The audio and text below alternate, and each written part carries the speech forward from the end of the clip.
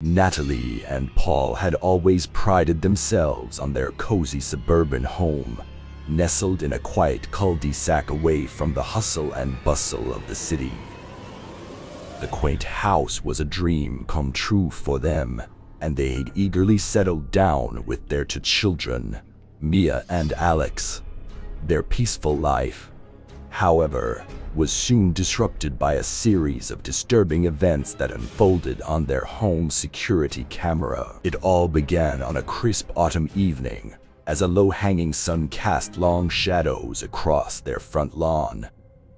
Natalie and Paul had returned from work, and the kids were playing in the yard.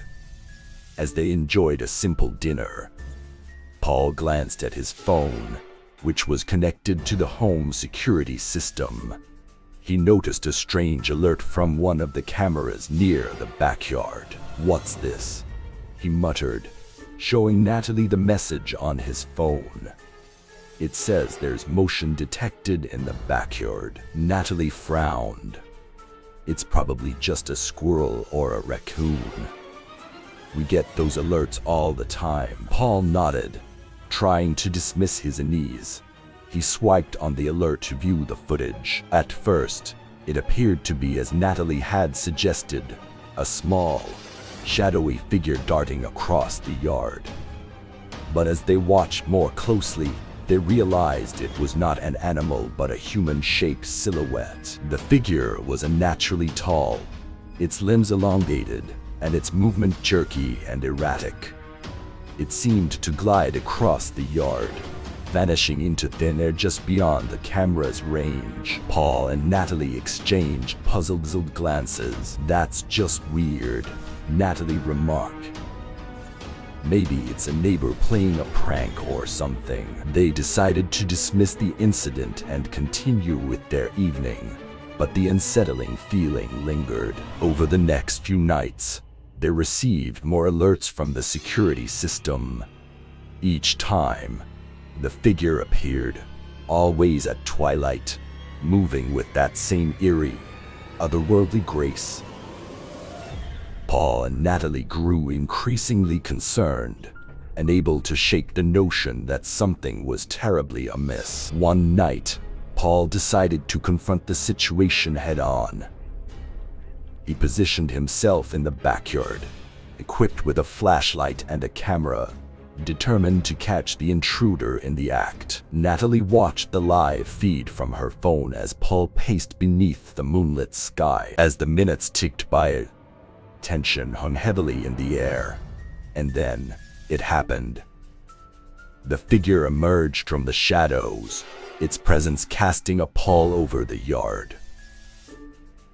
Paul's flashlight shook as he attempted to capture the intruder on camera, but the figure's strange, almost unnatural movements made it difficult to keep focus. Inexplicably, the intruder seemed to defy the laws of physics, as if it could vanish and reappear at will.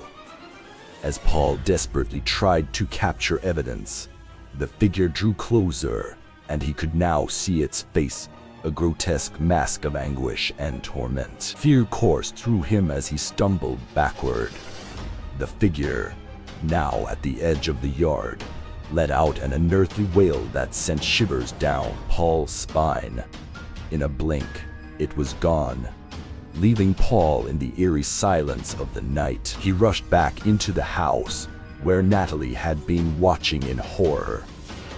She could see the fear in his eyes and felt her own dread intensify. There was something deeply wrong, and it wasn't a mere prankster. Over the next few days, the family's sense of unease deepened. They barely slept, constantly monitoring the security camera and fearing the return of the sinister figure.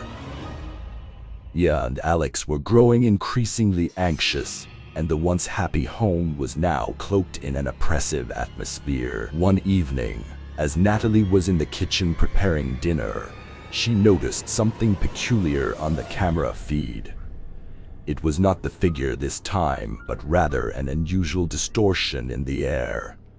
It appeared as though the very fabric of reality was bending, distorting the view of the yard. She called Paul over, and together, they watched in astonishment as the distortion grew more pronounced. It swirled and contorted, until a dark, elongated figure emerged from within. This was not the same intruder, they were certain of that. As they stared at the figure, its face contorted in anguish, and a chilling realization washed over them. It was the same face they had seen on the previous intruder, the mask of torment. The figure lurched toward the camera, and the distortion of the air followed it, as if it were emerging from another dimension. Paul and Natalie watched in horror as the figure drew nearer to the camera, its grotesque features filling the screen. Its face was almost human but twisted in an agonized expression, its eyes devoid of humanity. Then it reached out a long, bony hand, as if trying to reach through the screen itself. Panicking, they rushed to the camera, unplugging it from the wall. The image disappeared, and the figure with it. But their fear had only grown. The security camera had captured something beyond their comprehension, something that defied the laws of the known world. In the following days, the family consulted with experts, who could provide no satisfactory explanation for the events captured on the camera. They considered moving away, but the fear that whatever they had encountered might follow them kept them rooted in their home. Mia and Alex, unable to cope with the constant atmosphere of terror, began to have disturbing nightmares. They complained of seeing the figure from the camera in their dreams, and their innocence slowly eroded. As weeks turned into months, Paul and Natalie's once idyllic home became a prison of fear.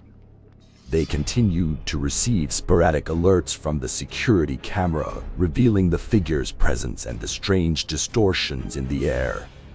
Each time, their terror deepened, and they could feel the malevolent presence drawing nearer. The family had become prisoners in their own home, and the events captured on the security camera had turned their lives into a nightmare. The unknown terror that lurked beyond their door had become an inescapable reality, a haunting presence that defied explanation and left them in a perpetual state of dread.